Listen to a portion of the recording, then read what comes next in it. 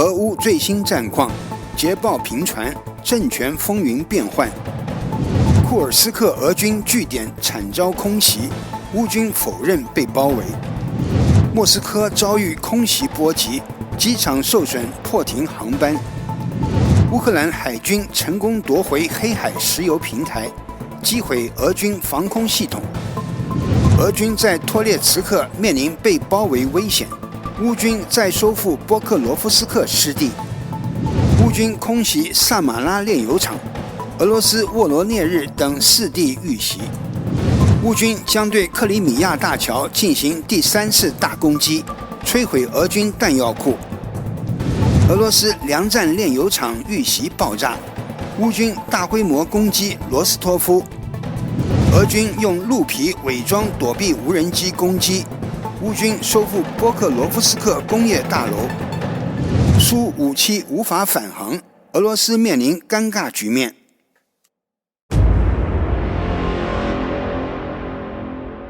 大家好，欢迎收看新冷战情室，我是雨桐，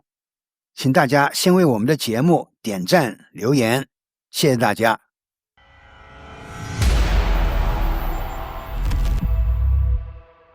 2025年3月11日，俄乌战争进入了第1112天，战场的局势依然瞬息万变。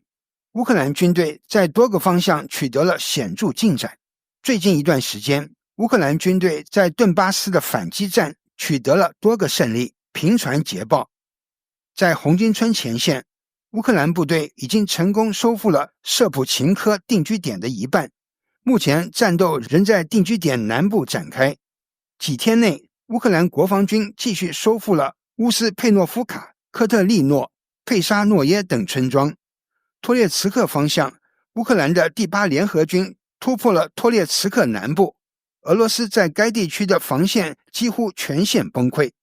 在过去24小时内，乌军不断向扎巴尔卡地区施压，并成功击溃了建筑内的众多敌人阵地。在库皮扬斯克前线，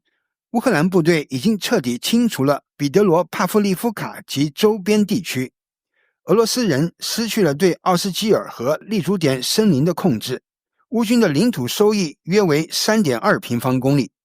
与此同时，乌军还突破了辛基夫卡防线，占领了这个曾是俄军去年在该地区的重要成果的村庄。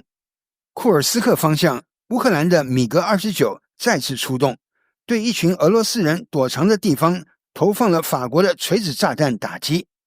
地面战斗方向，俄罗斯军队在马拉亚诺赫尼亚展示了他们的旗帜，这是过去几个月争夺最激烈的地区。目前乌军正从各个方向向苏甲靠拢，收缩防线。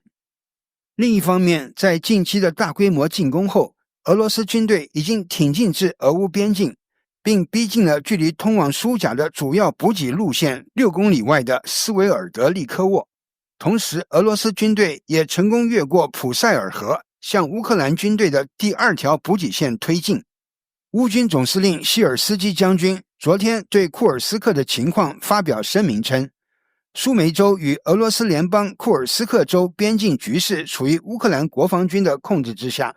俄罗斯宣传人员报道中出现的边境线上的定居点实际上已不复存在，他们被侵略者的火力摧毁了。尽管有相当数量的俄罗斯军队在朝鲜步兵的增援下参与了进攻，但敌人仍在人力和装备上遭受了重大损失。仅在普列霍维耶地区，经过4天的战斗，敌人就损失了几乎1个步兵营。试图侵入乌克兰领土的敌方个别 DRG 和小型步兵群被我军领先建立的防御系统以火力摧毁。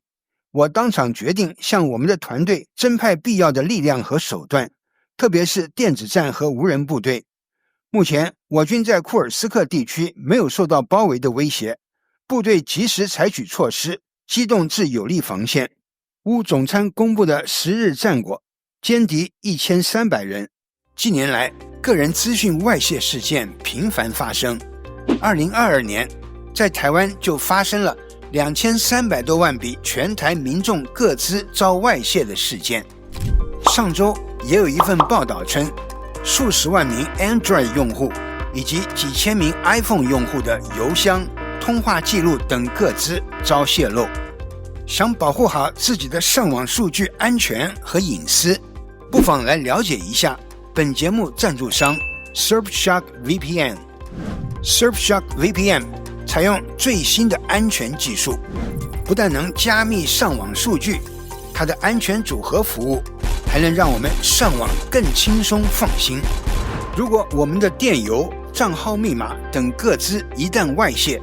Surfshark Alert 就会发出实时警报。 Surfshark Antivirus 还能扫描我们的设备，实时保护它们远离病毒。 Surfshark Search 的无追踪搜索引擎功能还能防止网站收集我们的搜索历史和其他数据，个性化广告也会远离我们。还有 Surfshark 更换 IP 地址的功能，还帮我们突破一些流媒体资源、游戏资源物等方面的地域限制。更好的是，只要订阅一个 Surfshark 账户，全家人所有设备可无限制分享。点击视频下方的专属连接 surfshark.com/War Room 购买，您还能获得额外4个月服务。有兴趣的朋友不妨去了解一下吧。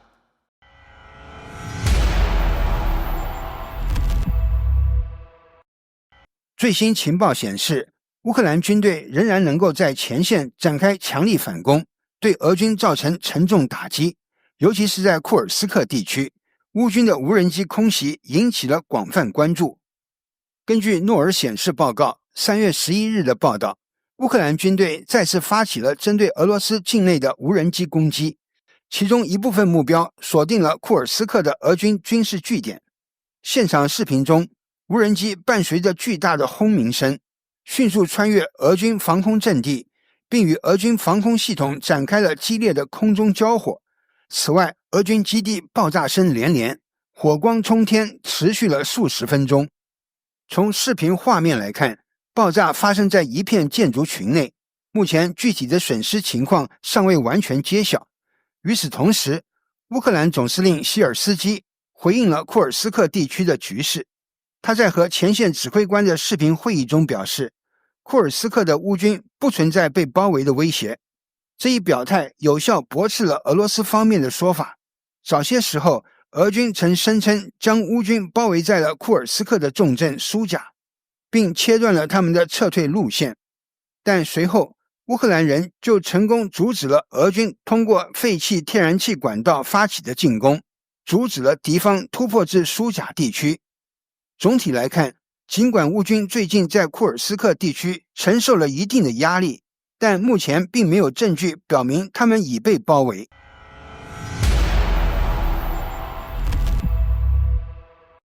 在持续升级的冲突中，乌克兰对俄罗斯境内发动了迄今为止最大规模的空袭，多个俄罗斯城市，尤其是莫斯科地区，成了攻击的目标。3月11日的晚间，随着近100架无人机的轰鸣声打破了夜空，莫斯科的多个重要区域纷纷遭遇袭击，极大地打击了俄罗斯的防御体系。突如其来的袭击波及了莫斯科附近的多莫捷多沃机场，造成了严重破坏，迫使机场宣布停运。现场的画面显示，数架无人机直接击中了机场周边的铁路设施，引发猛烈的爆炸，大量的铁轨被摧毁。远处的火光照亮了整个夜空，造成了极大的混乱。俄罗斯媒体随后报道称，这些无人机原本的目标并非是机场，而是在俄军的电子干扰系统影响下偏离了原定航线。这一说法虽未得到完全证实，但一些报道提到，乌军此番发射了超过300架无人机，若这一数据属实，将是自俄乌战争爆发以来最大规模的一次空袭。更为严重的是，机场周围的停车场也成为了无人机的打击目标，停车场内的多辆汽车被焚毁，火焰熊熊。尽管莫斯科市长索比亚宁对外表示，防空系统成功击落了91架敌机，并称损失不大，但很明显，这场空袭对莫斯科的影响已经显现。多莫捷多沃机场虽没有重大人员伤亡报告，但由于基础设施的严重破坏，航班不得不暂停。这场袭击不仅是2025年3月内首次波及莫斯科，甚至也与2月乌克兰对谢列梅捷沃机场的无人机攻击相似，后者也曾导致莫斯科的主要机场停运。如此频繁的空袭攻击，已让莫斯科的机场和交通系统承受了巨大的压力，令俄罗斯当局不断调整应对措施。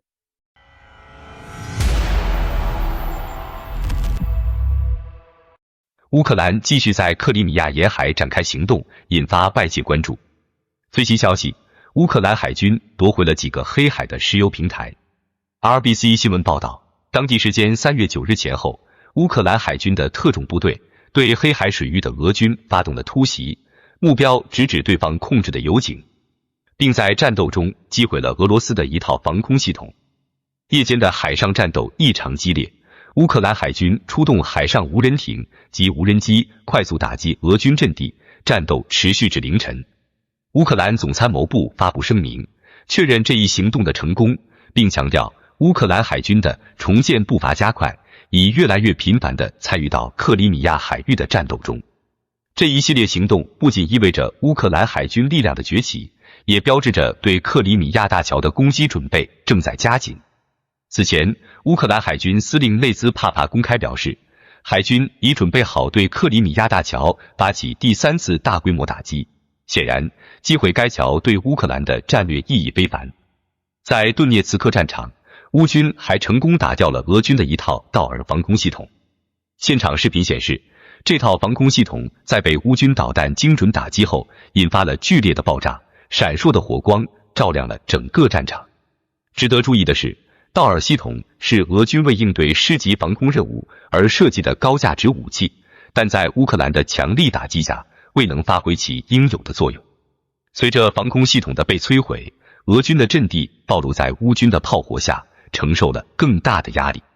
此外，乌军第44炮兵旅也对俄军阵地进行了猛烈打击，使用了多管火箭炮和野战炮，加大了俄军的损失。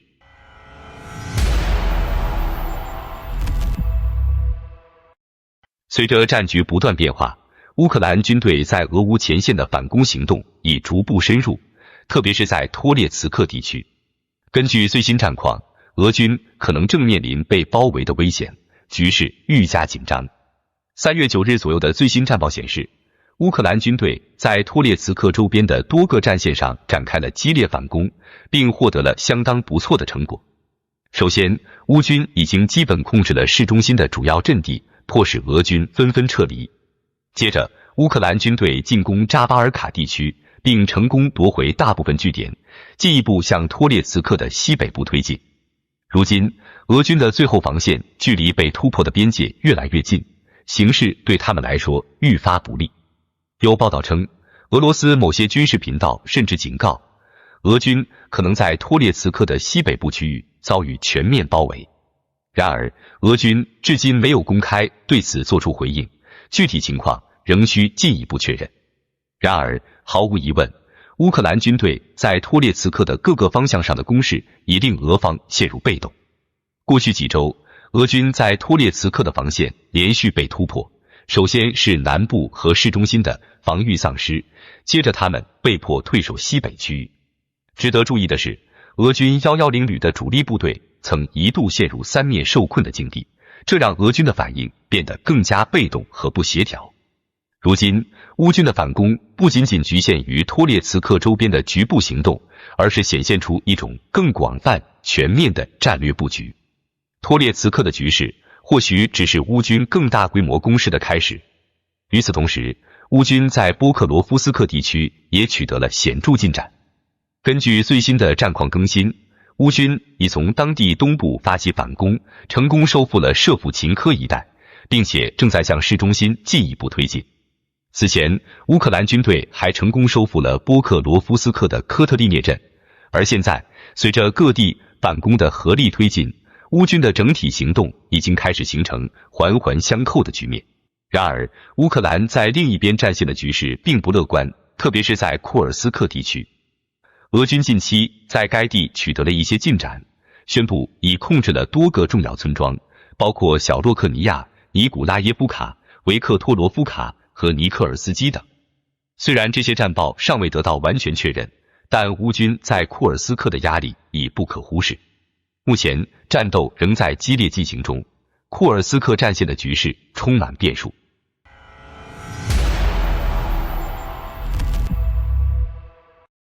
乌克兰近期加大了对俄罗斯能源设施的打击力度，频繁发动空袭，尤其是针对俄罗斯的炼油厂和其他能源基地。据开源情报防御者报道，当地时间3月10日，乌军空袭了萨马拉州的新库伊比雪夫斯克炼油厂，该厂是俄罗斯重要的石油运输和处理中心之一。乌克兰的无人机成功绕过了俄军防空系统，打击了炼油厂的油罐，导致周围爆炸声不断，火光照亮了萨马拉州的夜空。这一袭击是新库伊比雪夫斯克炼油厂首次成为乌克兰攻击目标，凸显乌军正把目光投向那些之前未曾攻击的能源设施。此外，萨马拉州在过去1个月内已遭遇过多次袭击，尤其是塞斯兰炼油厂，该厂为俄罗斯空军提供航空煤油，是乌军的重要攻击目标。之前的空袭已导致塞斯兰炼油厂停产，乌军是否会继续攻击该厂，成为关注的焦点。除了萨马拉，乌克兰的无人机还攻击了俄罗斯其他多个地区，包括沃罗涅日、利佩茨克、库尔斯克等地。俄罗斯国防部声称成功击落了超过88架无人机，但没有披露炼油厂遭袭的具体情况。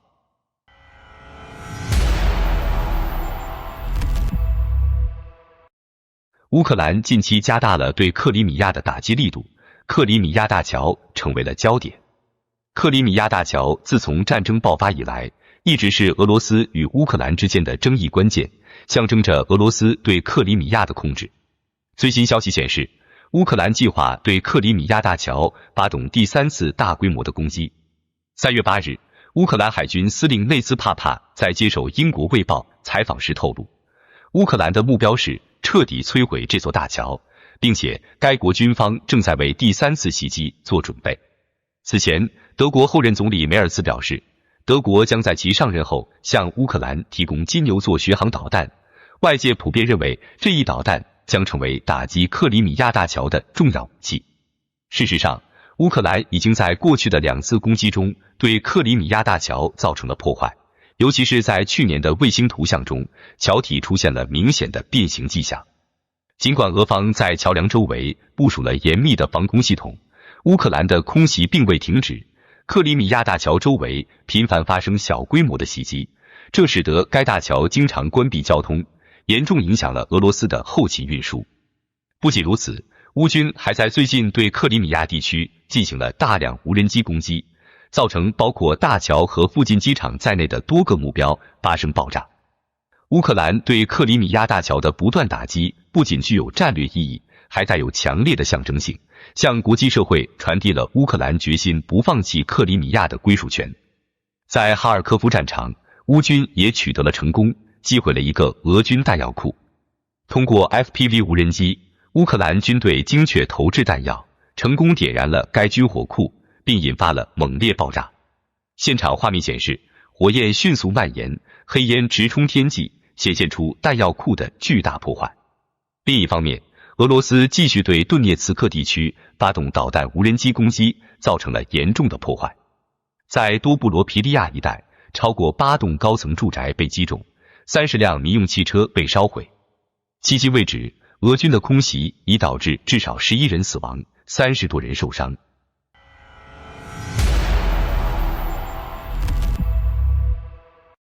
消息称，乌军空袭了梁赞州的炼油厂。根据开源情报防御者报道，3月9日夜间，乌克兰部队向莫斯科附近的梁赞地区发射了多架无人机。随着无人机的飞行，梁赞地区的炼油厂上空传来了巨大的轰鸣声，俄军的防空火力和无人机的攻击交织在一起，形成了激烈的空中战斗。尽管目前没有详细的战报披露，但目击者称，在炼油厂附近目睹了明显的火光，并听到了大约6次爆炸的声音。这次攻击标志着乌克兰1周内第3次空袭俄罗斯的炼油厂，显示出乌军近期对能源设施的高密度打击。此前，乌克兰已重创了乌法和萨马拉地区的油厂，给俄罗斯的战略能源设施造成了显著的破坏。杨赞炼油厂是俄罗斯最大的炼油厂之一，年产油能力达到1700万吨。杨赞地区距离莫斯科仅200公里，因此每一次乌克兰的攻击都引起广泛关注。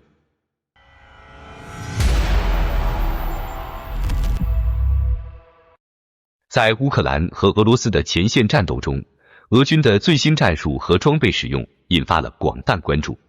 据报道，俄军开始频繁地利用动物帮助应对无人机的威胁，甚至采取了用鹿皮来进行伪装的措施。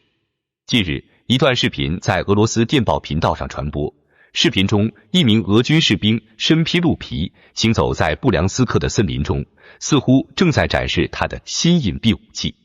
他声称这鹿皮是西伯利亚马加丹州捐赠的，认为它能有效遮蔽自身，从而避免乌克兰无人机的侦察。不过，鹿皮在实际战场上的有效性仍然引起了外界的质疑。俄军不仅依靠鹿皮隐蔽，还开始广泛使用动物在战场上提供支援，例如用驴子运输弹药，骑兵则骑上马和骆驼。这种利用动物作为作战资源的方式，虽然看似原始，但也显示出俄军在一些物资不足的情况下，试图通过自然资源来弥补短板。在顿涅茨克战场，乌军也取得了一些进展。乌克兰第144特种部队成功突袭并收复了波克罗夫斯克方向的一座工业大楼，并俘虏了9名俄军士兵。此前，乌军已推进至波克罗夫斯克市中心，重新控制了舍甫琴科地区。根据 ISW 战争研究所的报告，乌军已经成功阻止了俄军几个月来对顿涅茨克的攻势，并逐步展开反攻，收复了部分失地。最近，俄军试图在库尔斯克发动反击，这分散了俄军在顿涅茨克战场的兵力，使得乌军有更多机会反击。报告进一步指出，这表明俄军在多个战线上的疲态越来越明显，难以在多条战线上保持持续进攻。而乌军去年成功进入库尔斯克的战略行动也被证明是非常成功的，它有效地将多个战场的行动进行了协调。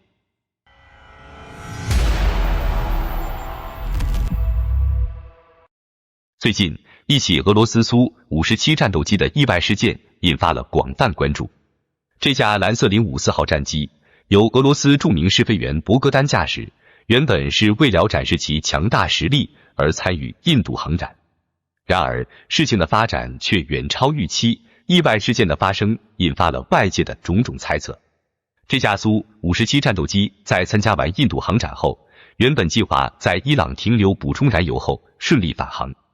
但事情却在途中发生了戏剧性的转折。2月24日，一张照片在网上迅速传播，照片中的苏57战机正在地面整备，而它的座舱盖居然消失了。那么，座舱盖到底怎么回事呢？专家们提出了几种可能的解释，但每一种都引发了更多的问题：机械故障。苏57作为俄罗斯自豪的第5代战斗机，虽然技术先进，但服役时间较短，频繁的飞行可能暴露出一些潜在的技术问题。有人猜测，这次意外可能与飞机的引擎故障有关，导致战机不得不返回伊朗进行检查。如果真是这样，那么这种故障是否会影响到飞机的整体可靠性？人为操作失误，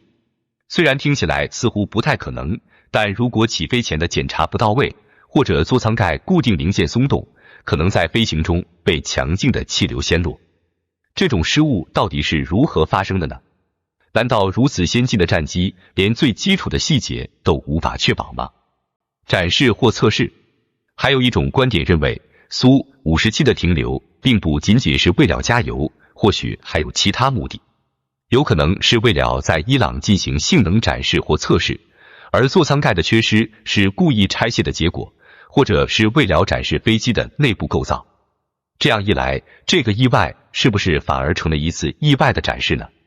无论真相如何，这一事件无疑给苏57的声誉带来了不小的影响。